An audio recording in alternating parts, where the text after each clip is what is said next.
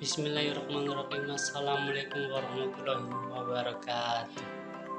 Perkenalkan, nama saya Tarsita dari program studi pendidikan bahasa dan sastra Indonesia. Saya semester 3 kelas C. Di sini saya akan mempresentasikan tentang manajemen berbasis sekolah di SMK NU Kapetakan Cirebon. Yang pertama ada pengertian manajemen berbasis sekolah atau MBS.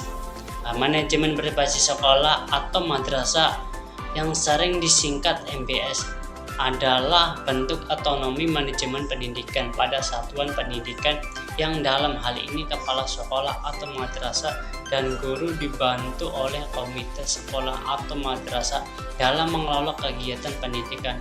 Undang-Undang Nomor 20 Tahun 2003 Pasal 51 Ayat 1 tentang Sistem Pendidikan Nasional. Manajemen berbasis sekolah merupakan hasil terjemahan dari School Based Management (SBM).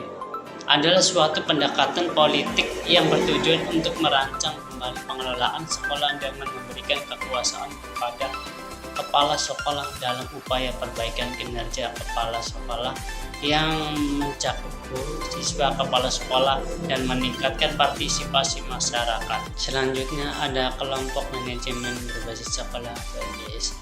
Yang pertama ada manajemen kurikulum dan program pengajaran.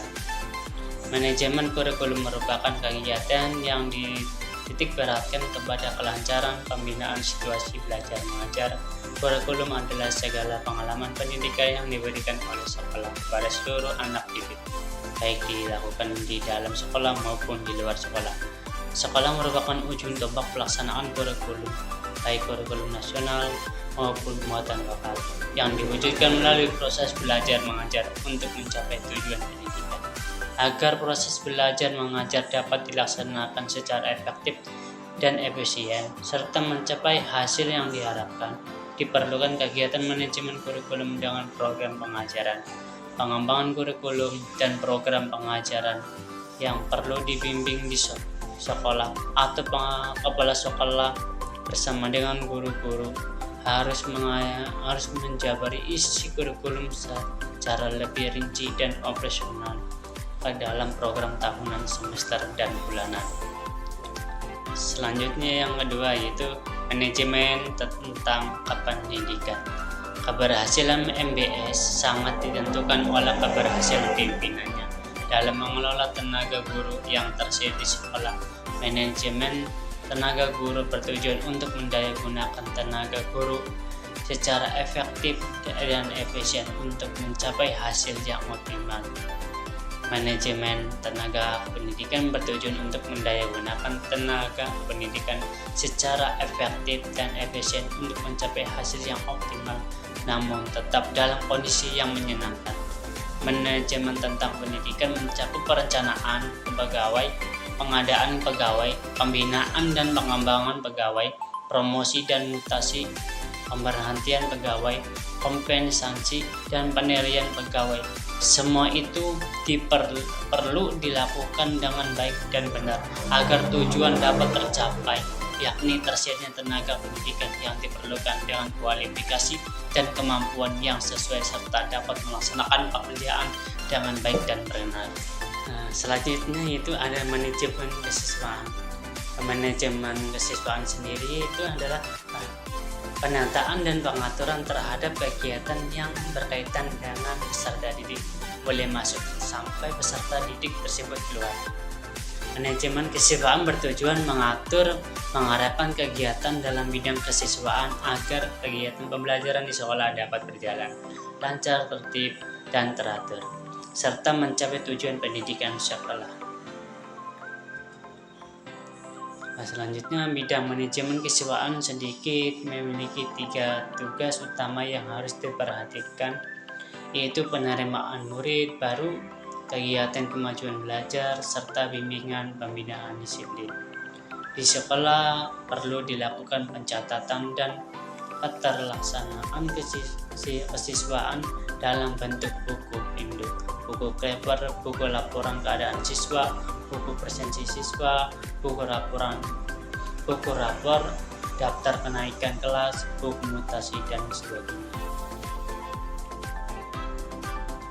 Hasbullah menyatakan berkenaan dengan manajemen kesiswaan ada prinsip dasar yang harus mendapat perhatian. Yang pertama, siswa harus diperlukan sebagai subjek dan bukan objek, sehingga harus didorong untuk berperan secara setia, senaan, dan mengambil keputusan yang beragam.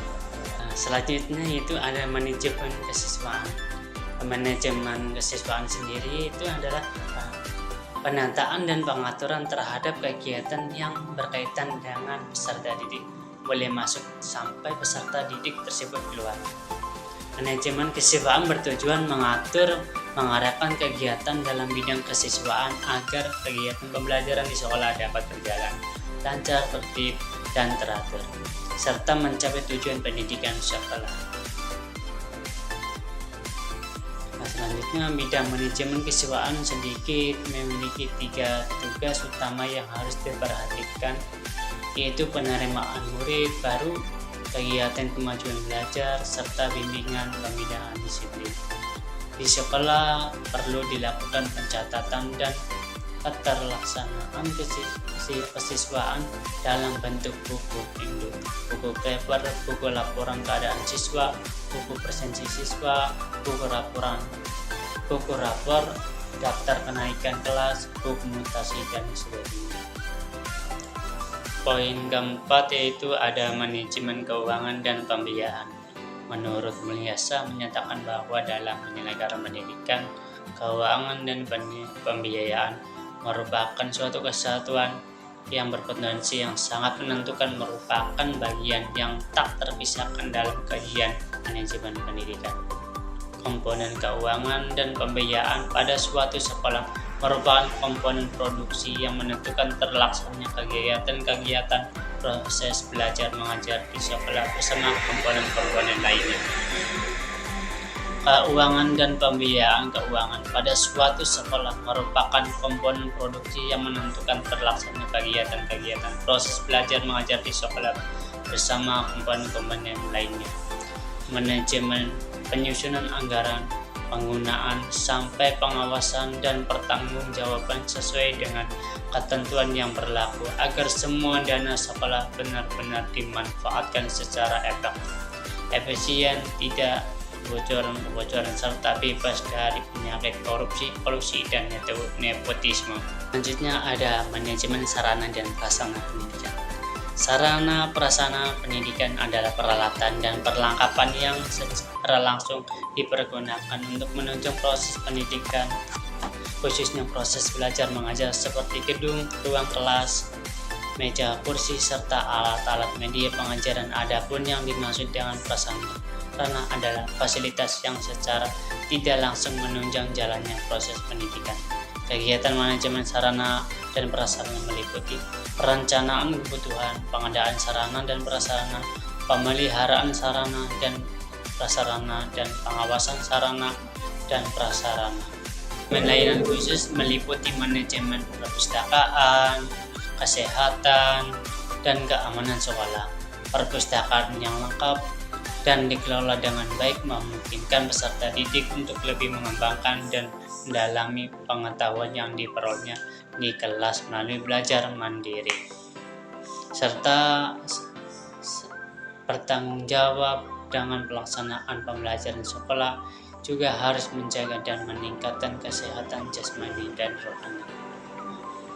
Ada beberapa faktor yang harus diperhatikan dalam manajemen berbasis sekolah. Yang pertama, sekolah dituntut mampu menampilkan pengelolaan secara transparan, demokratis, tanpa monopoli. Yang kedua, pemerintah merumuskan kebijakan pendidikan yang menjadi prioritas nasional dan merumuskan pelaksanaan MBS. Observasi di SMKNU Kepetakan sudah menerapkan MBS atau manajemen berbasis sekolah. Terlihat dari bagaimana sekolah dengan masyarakat sekitar saling menjaga satu sama lain dari segi keamanan, kebersihan, Dan sekolah SMKNU Kapetakan juga terbuka dengan orang tua murid. Dari segi biaya sekolah per semester, bayar baju dan lain-lain tanpa ada rahasia yang ditutup-tutupi dari orang tua murid. SMKNU Kapetakan juga menggunakan dua kurikulum. Yang pertama kurikulum 13 dan kurikulum Merdeka. SMKNU Kapetakan lebih mengutamakan kualitas siswa sehingga di SMKNU tidak menitik beratkan banyaknya siswa yang masuk.